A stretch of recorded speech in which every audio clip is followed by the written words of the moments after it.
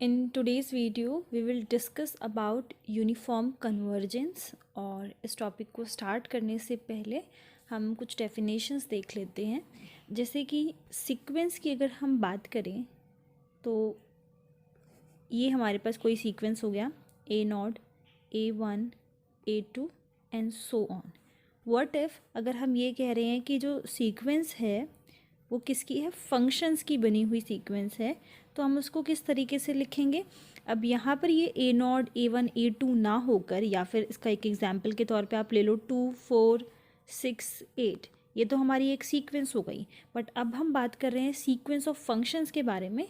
तो यहाँ पर जो हमारे पास टर्म्स होंगी वो फंक्शन की तरह होंगी, जैसे कि x², x⁴, x⁴, x⁴ and so on.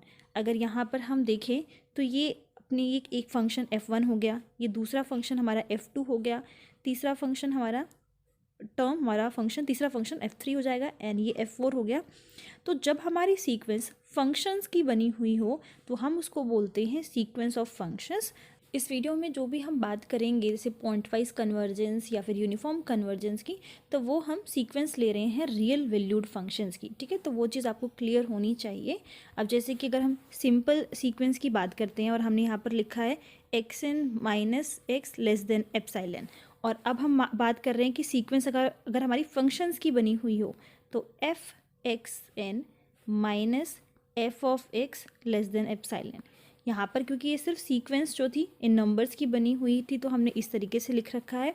अब क्योंकि सीक्वेंस फंक्शंस की बनी हुई है तो वो कंडीशन इस तरीके से हो जाएगी, जहाँ पर ये हमारा सीक्वेंस हुआ करता था, जिस भी पॉइंट ये हमारा लिमिट पॉइंट हुआ करता था जिस पे हमारी जो सीक्वेंस है वो कन्वर्ज कर रही है, this was limit point, okay. और अगर हम लिमिट लगा देते थे, limit n tends to infinity किस पे, सीक्वेंस एक्स एन पे, तो हमें क्या लिमिट पॉइंट मिलता था जो यहाँ पर लिखा होता था एक्स। इन अ सेम वे अगर हम फंक्शन की बात कर रहे हैं तो यहाँ पर जब लिमिट हमारी n tends to infinity f of x n पे लगेगी तो जो हमें लिमिट मिलेगा वो क्या हो जाएगा, एफ ऑफ एक्स, जो कि ये खुद एक फंक्शन है, ठीक है। तो वो सेम इसी तरीके से है। अब बात कर लेते हैं हम पॉइंट वाइज कन्वर्जेंस की। पॉइंट वाइज कन्वर्जेंस, देखिए ये जो पॉइंट वाइज कन्वर्जेंस है उसमें हम हर एक पॉइंट पर, आप सपोज करो कि आपने एस माना हुआ है जिस पे हमारा फंक्शन, जो हमारी सीक्वेंस एफ एन है जो फंक्शंस की बनी हुई है वो डिफाइंड है इस एस पे, तो हम इस एस पर, ये जो एस है, इस एस के पॉइंट कोई भी सी बोल दो आप इसको, सी बिलोंग्स टू एस, हम हर एक पॉइंट सी पर चेक करते हैं वेदर हमारा जो सीक्वेंस है फंक्शंस का वो कन्वर्जेंट है या नहीं, और इस चीज़ को हम बोलते हैं पॉइंट वाइज कन्वर्जेंट। अगर आप नाम से समझें इसको तो कन्वर्जेंस किस पे बोल रहा है, पॉइंट वाइज, मतलब जब पॉइंट वाइज चेक किया जाए कन्वर्जेंस को तो वो कहलाती है पॉइंट वाइज कन्वर्जेंस। जिस पर भी हमारा जो फंक्शन है, सीक्वेंस है फंक्शंस का, वो डिफाइंड होगा, वहाँ से हम पॉइंट लेंगे और उस पर चेक करेंगे कि फंक्शन कन्वर्जेंट है या फिर नहीं। इसकी जो कंडीशन होगी वो भी सेम इसी तरीके से लिखी जाएगी, एफ एन एक्स, जो अभी हमने पीछे डिस्कस किया, f N x minus f of x less than epsilon, जहाँ पर हमारी जो कंडीशन होती है for all n greater than is equals to n naught, ठीक है। यहाँ पर जो सबसे इम्पॉर्टेंट बात है वो ये है, क्योंकि अभी हम यूनिफॉर्म कन्वर्जेंस देखेंगे तो वहाँ पे मैं आपको डिफरेंस बताऊंगी कि पॉइंट वाइज और यूनिफॉर्म कन्वर्जेंस में क्या डिफरेंस होता है। इससे पहले भी मैंने एक वीडियो अपलोड की थी इस टॉपिक से रिलेटेड, जहाँ मैंने थ्योरेटिकली डिस्कस किया था कि इन दोनों में क्या डिफरेंस है। तो जो एन नॉट इसमें होता है वो डिपेंड करता है हमारा एक्स पर भी, एप्साइलन पर भी, ठीक है। ये जो हम नेचुरल नंबर से लेते हैं एन नॉट को, यहाँ पर ये एन नॉट हमारा दोनों पर डिपेंड करता है, एक्स एंड एप्साइलन। तो ये बहुत इंपॉर्टेंट डिफरेंस है यूनिफॉर्म कन्वर्जेंस और पॉइंट वाइज कन्वर्जेंस के बीच का। तो अगर सिंपली हम इसको बोलें, और ये इसको इस तरीके से भी लिखा जा सकता है कि जब आपने limit n tends to infinity हमने इस सीक्वेंस ऑफ फंक्शंस पे लगाया, so we got f of x, ये ठीक है, ये हमारा सीक्वेंस, ये इसका limit point for all x belongs to S, ठीक है। तो इसको एक बार समराइज़ करते हुए ये बोल सकते हैं कि जो हमारा सीक्वेंस है जो फंक्शंस का बना हुआ है और हम बोल रहे हैं कि ये डिफाइंड है एस पर, तो जब आप एस के हर एक सिंगल पॉइंट कोई भी पॉइंट सी मान लो जैसे, उस पर चेक करते हो कन्वर्जेंस को, तो वो कहलाती है पॉइंट वाइज कन्वर्जेंस। ठीक है, पॉइंट वाइज कन्वर्जेंस। और इसकी कंडीशन ये होती है, अगर आप लिमिट, इसको इस तरीके से भी लिखा जा सकता है सिम्बॉलिकली, एंड जो ये एन नॉड की जो कंडीशन है वो दोनों पर डिपेंड करती है। अभी एग्जाम्पल की हेल्प से भी देखेंगे इसको। अब बात करें अगर हम यूनिफॉर्म कन्वर्जेंस की, यूनिफॉर्म कन्वर्जेंस कंडीशंस की अगर हम माने तो सेम वही रहता है कि हमारे पास कोई सीक्वेंस है फंक्शन की बनी हुई और किसी सेट एस पे डिफाइंड है, बट यहाँ पर जो डिफरेंस है वो ये रहेगा कि अब हम पॉइंट वाइज चेक नहीं करेंगे। जैसे कि लास्ट में हम पॉइंट वाइज हर एक पॉइंट पर देख रहे थे कि कन्वर्ज कर रही है या फिर नहीं, तो वो काम यहाँ पर नहीं देखते हैं। हम पूरे होल डोमेन की बात करते हैं, एक सिंगल पॉइंट पे ना चेक करके हम पूरे इस डोमेन की बात करते हैं। कंडीशन हमारी सेम रहती है, that f N x minus f of x they should be less than epsilon for all n greater than is equals to n naught, या फिर आप एम भी मेंशन कर सकते हो। सिम्बॉलिकली अगर इसको लिखना चाहें तो वही same, limit n tends to infinity f N x will give us f of x. अब इसमें डिफरेंस क्या है? पहला डिफरेंस तो देखो यही हो गया, मैं अभी डिफरेंस भी आप लोगों को क्लियर करूंगी। फर्स्ट डिफरेंस तो यही हो गया कि अब हम पॉइंट वाइज को चेक ना करके पूरे होल डोमेन पर चेक करते हैं।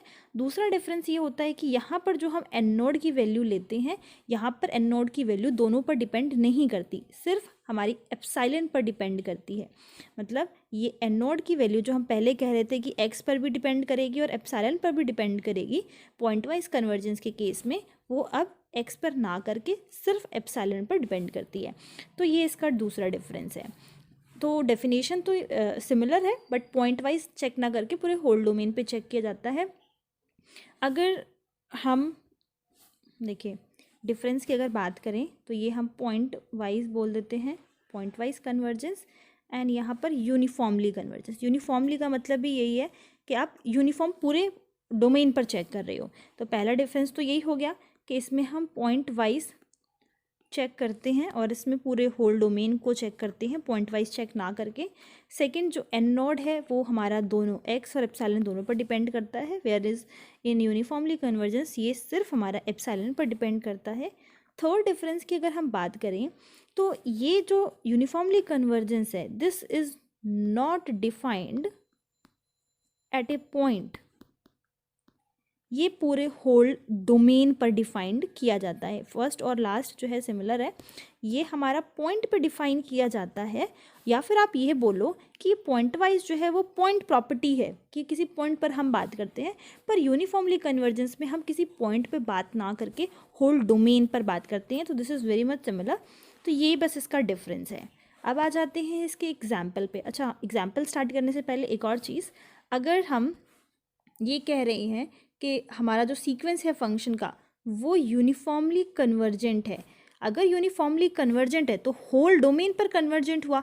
अगर होल डोमेन पर कन्वर्जेंट है तो किसी भी पॉइंट पर उठाकर चेक कर लो, वो कन्वर्जेंट ही मिलेगा। So if a sequence of function is uniformly convergent on S, अगर यूनिफॉर्मली कन्वर्जेंट है दैट मीन्स कि होल डोमेन पर वो कन्वर्जेंट होगा। आप कोई भी सिंगल पॉइंट उठाओगे तो वो कन्वर्जेंट ही मिलेगा। दिस इम्प्लाइज दैट कि अगर यूसी है मतलब यूनिफॉर्मली कन्वर्जेंट है तो पॉइंट वाइज कन्वर्जेंट भी हमेशा हो। सेकेंडली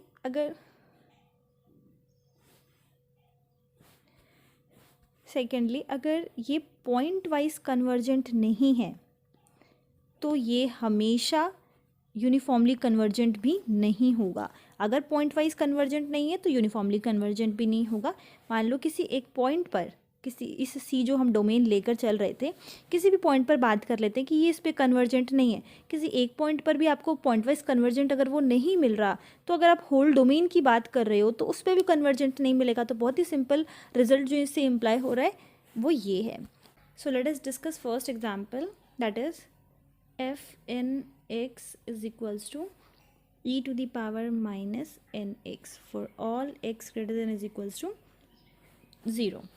तो यहाँ पर अगर हम फंक्शन fx की बात करें, fx हमें कब मिलेगा? जब हम limit n tends to infinity करेंगे इस पे एफ एन एक्स पर, जो कि सीक्वेंस है हमारी फंक्शन की, सो जो भी फंक्शन की वैल्यू होगी वो हमारी एफ एक्स होगी। यहाँ पर अगर x is equals to zero है तो e to the power zero is equals to one. अगर x की वैल्यू ग्रेटर देन ज़ीरो होती है तो आंसर कितना आ जाएगा, ज़ीरो, क्योंकि e to the power n x where n will it will tend towards infinity, तो ये बन जाएगा हमारे पास e to the power minus infinity which is equals to zero. तो एफ एक्स की वैल्यू ये हमें मिल रही है। दैट मीन्स कि limit n tends to infinity f N x किसके बराबर है, एफ एक्स के बराबर, मतलब ज़ीरो होने पर वन मिलेगा, ग्रेटर देन ज़ीरो होने पर ज़ीरो मिलेगा। सो इससे हम क्या लिख सकते हैं, दिस इम्प्लाइज दैट जो हमारा सीक्वेंस है फंक्शंस का, this is pointwise convergent to F X. Second example देखिए, F N X is equals to X to the power, F N X is equals to x to the power n for all x belongs to interval 0 to 1।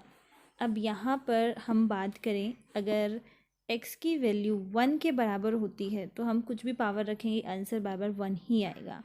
But अगर x की value 0 हो जाए या फिर उससे less than 1 हो जाए तो आंसर हर केस में ज़ीरो ही आएगा।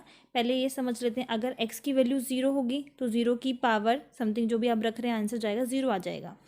और अगर x की पावर लेस देन 1 हो रही है या फिर ग्रेटर देन ज़ीरो हो रही है तो उसके लिए समझिए, जैसे हमारे पास x वैल्यू है और x वैल्यू की हम पावर इन्फिनिटी के टूवर्ड्स टेंड करा रहे हैं, मतलब या फिर आप n लिख लो और n की वैल्यू इन्फिनिटी के टूवर्ड्स टेंड हो रही है, तो क्या होता है कि अगर ये वाली वैल्यू जो है वो लेस देन 1 है तो आंसर ये हमारा अप्रोच करेगा ज़ीरो के टूवर्ड्स। अगर ये वाली वैल्यू ग्रेटर देन 1 है तो ये हमारा अप्रोच करेगी फंक्शन की वैल्यू इन्फिनिटी के टूवर्ड्स। क्योंकि अगर मान लो 1 से लेस कोई भी वैल्यू आप ले लो, सपोज करो हम 0.2 ले रहे हैं, इसकी पावर आप 2 करोगे तो ये हो जाएगा 0.04, जो कि उससे और छोटी वैल्यू हो गई, मतलब इट विल स्टार्ट डिक्रीजिंग और it will tend towards zero. वेरेज अगर आप वैल्यू ग्रेटर देन 1 है यहाँ पर तो ये इन्फिनिटी के टूवर्ड्स टेंड करेगा, ठीक है फंक्शन। तो इसीलिए जब ज़ीरो है तब तो ज़ीरो आ ही रहा है, बट लेस देन 1 जब होगा तभी भी फंक्शन जो है वो ज़ीरो के टूवर्ड्स अप्रोच करेगा। तो यहाँ पर एफ एक्स की वैल्यू हमारे पास 0 और 1 अटेन करेगी, और we can write when limit n tends to infinity f N x will give us f x, ठीक है। तो जहाँ तक पॉइंट वाइज कन्वर्जेंट की बात है, पॉइंट वाइज कन्वर्जेंट है ये फंक्शन टू एफ एक्स।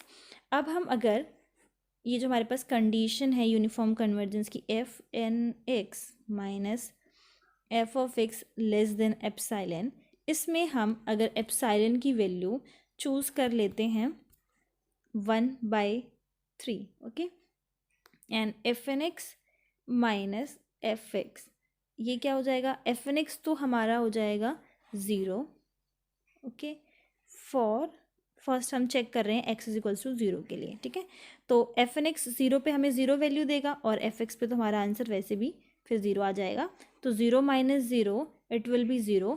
तो एप्सिलॉन से वैल्यू लेस है, मतलब ये जो इसका आंसर हमें क्या मिल रहा है 0, और ये वैल्यू किससे लेस देन हो गई, एप्सिलॉन से, that is 1/3 for all n greater than is equals to 1।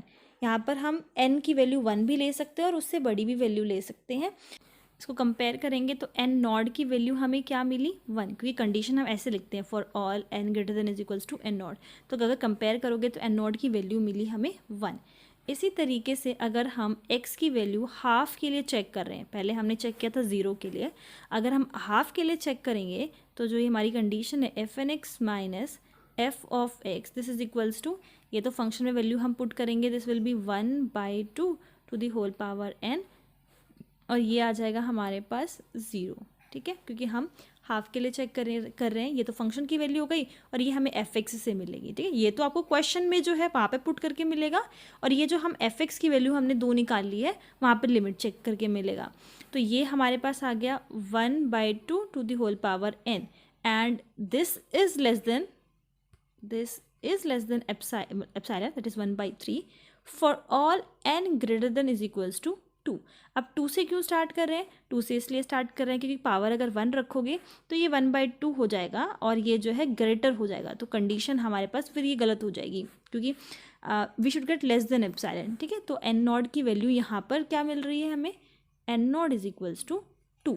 तो आप देख रहे हो जिस तरीके से हम एक्स की वैल्यू को चेंज कर रहे हैं, हमारा जो एन है वो भी जो है एन नॉट की जो वैल्यू है वो भी कैसे डिपेंड कर रही है पॉइंट पर, ओके।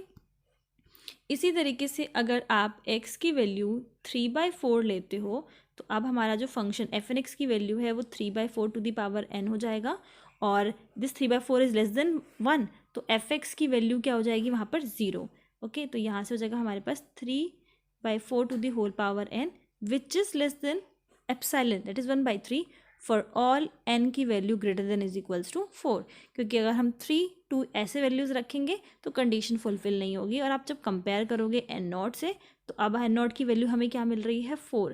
दैट मीन्स कि एन नॉट जो है वो एक्स की वैल्यू पे डिपेंड कर रहा है। इसी तरीके से अगर आप एक्स की वैल्यू 1 अगर ले लेते हो तो फंक्शन में पुट करेंगे तो 1 की पावर n, और एफ एन एक्स में पुट करेंगे तो at x is equals to 1 हमें आंसर मिल रहा था 1, तो ये हो जाएगा 1 - 1 0 which is less than epsilon for all n greater than is equals to 1। तो एन नॉट की यहाँ से वैल्यू कंपेयर करने पर मिली हमें 1। सो ये सब सॉल्व करने का बस इतना ही मोटिव है कि मैं आपको ये बताना चाह रही हूँ कि अगर जैसे जैसे आप वैल्यूज़ को चेंज करोगे, x की वैल्यू को चेंज कर रहे हो, तो किस तरीके से एन नोड की वैल्यू भी हमें डिफरेंट मिल रही है, ठीक है।